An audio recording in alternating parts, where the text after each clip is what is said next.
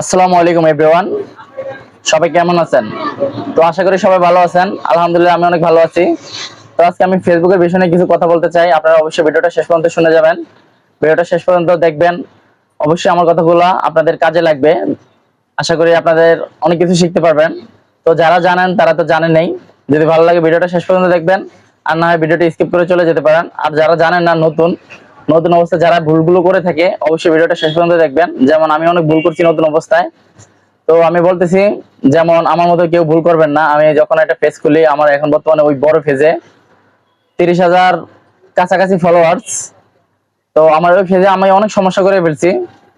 তো আমার একটা সময় ভিউ হতো না, একটা সময় লাইক হতো না, খুব আফসোস লাগতো। তারপর আমি হাল ছাড়ি নাই, ধৈর্য ধরে রাখছি। তো ধৈর্য ধরার পরে আমি একদিন সফলতা অর্জন করতে পারছি, অনেক দেরিতেই অর্জন করতে পারছি। আমার সবগুলো চেহারা পাচ্ছে, আমি ফেসবুক থেকে আর্নিং শুরু করছি, আমি পেমেন্ট মানে আমার আর্নিং জমা হওয়া শুরু করছে। তো আমি কি করছি, আমি ফেসবুকের কমিটি গাইডলাইনও মনে করে ফেলছি। আমি তখন জানতাম না তেমন একটা। আমি যখন সেট আপ গুলো আসছে, আমি ভাবছি যে মিউজিক ইউজ করা যাবে।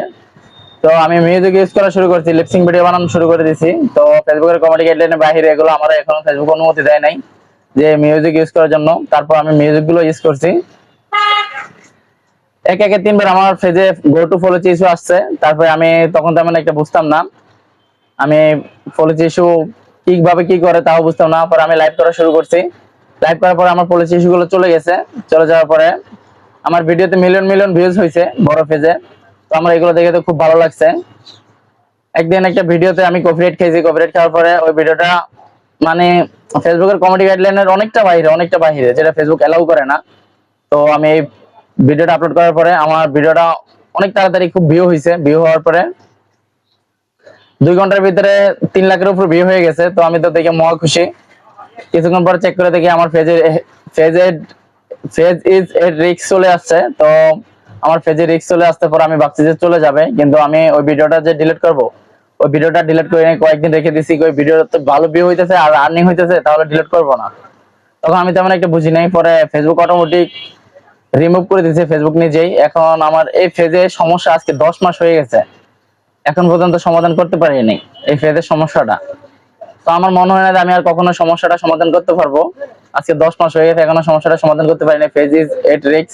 তো আমি যে ভিডিওটার কারণে বাসটা খাইছি মূলত, ওই ভিডিওটা আমি ডিলিট করতে পারি না। ওই ভিডিওটা নিয়ে দিয়ে ফেসবুক নিয়ে দিয়ে রিমুভ করে দিছে। এই জন্য আমি আর খুঁজে পাই না, ডিলিট করতে পারি না। তো যাই হোক, আমি ওই ফেজের আশা ছেড়ে দিছি।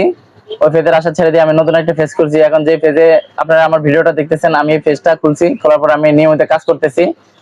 তো আমি এখনো হাল ছাড়ি নাই, আমি ধৈর্য ধরে আছি। আমি জানি ফেসবুক থেকে সফলতা অর্জন করতে হলে অবশ্যই ধৈর্য ধরা লাগবে, প্রচুর পরিমাণ ধৈর্য ধরা লাগবে।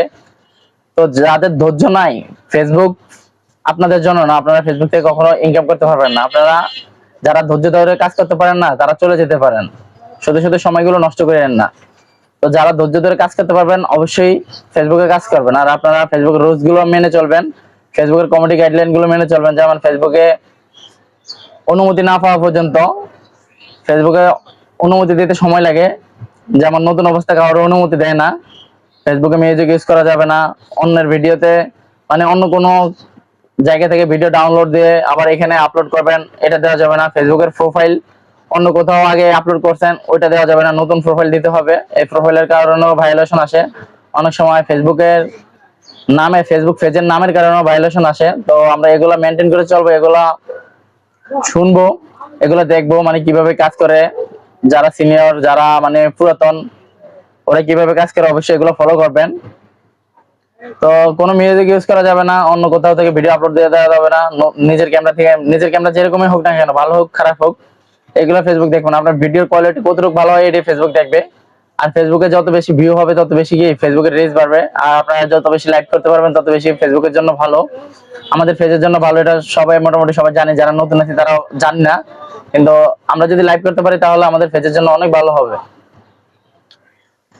তো আমিও মাঝে মধ্যে লাইভ করি, তেমন একটা সময় পাই না, যখন সময় পাই তখনই লাইভে আসি। তো আমরা ফেসবুকে যারা নতুন কাজ করি অবশ্যই ফেসবুকের রুলস গুলো মেনে চলবো, নিজের ভিডিও আপলোড করব, অন্য কারো ভিডিও আপলোড করবো না। দৈনিক 3 থেকে 4টা ভিডিও আপলোড করবো টাইম মেনটেন করে। একটা সকালবেলা যে ভিডিওটা আপলোড করবো সেটা 9টা থেকে 10টার মধ্যে আপলোড করব। আবার দুপুরে একটা করব 1টা থেকে 2টার মধ্যে, আরেকটা লং ভিডিও আপলোড করব 3টা থেকে 4টার মধ্যে, আরেকটা করবো রাত 8টা থেকে 9টার মধ্যে। এই টাইমগুলো মেনটেন করে যদি চলি আমরা, আমাদের ভিডিওতে অবশ্যই ভিউ হবে। আর প্রথম প্রথম যদি ভিউ না হয় তাহলে তারপর আপনারা ধৈর্য হারাবেন না, আপনারা ধৈর্য ধরে কাজ করবেন, দেখবেন একদিন না একদিন আপনাদের ভিডিও ভাইরাল হয়েছে। আর হাল ছাড়বেন না, হাল ছাড়া যাবে না। আপনারা যদি ফেসবুকে সফলতা অর্জন করতে চান কখনো হাল ছাড়া যাবে না।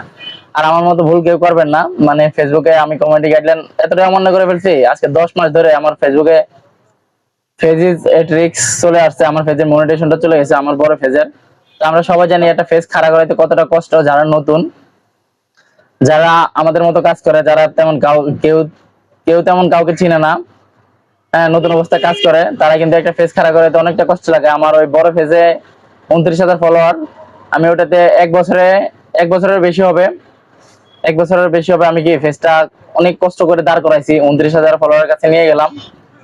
তারপর আমার ফেজে এই সমস্যাটা এখন পর্যন্ত সমাধান হয় নাই। তো আপনারা যারা আছেন যে জানেন এই বিষয়ে, অভিজ্ঞতা আছে আপনাদের, অবশ্যই আমাকে হেল্প করবেন, আমাকে জানাবেন কিভাবে এটা সমাধান করা লাগে। ছোট ভাইটাকে জানাবেন অবশ্যই। আপনাদেরকে অসংখ্য ধন্যবাদ এই ভিডিওটা শেষ পর্যন্ত দেখার জন্য, আপনাদেরকে অসংখ্য অসংখ্য ধন্যবাদ। খোদা হাফেজ, ভালো থাকবেন, আসসালামু আলাইকুম।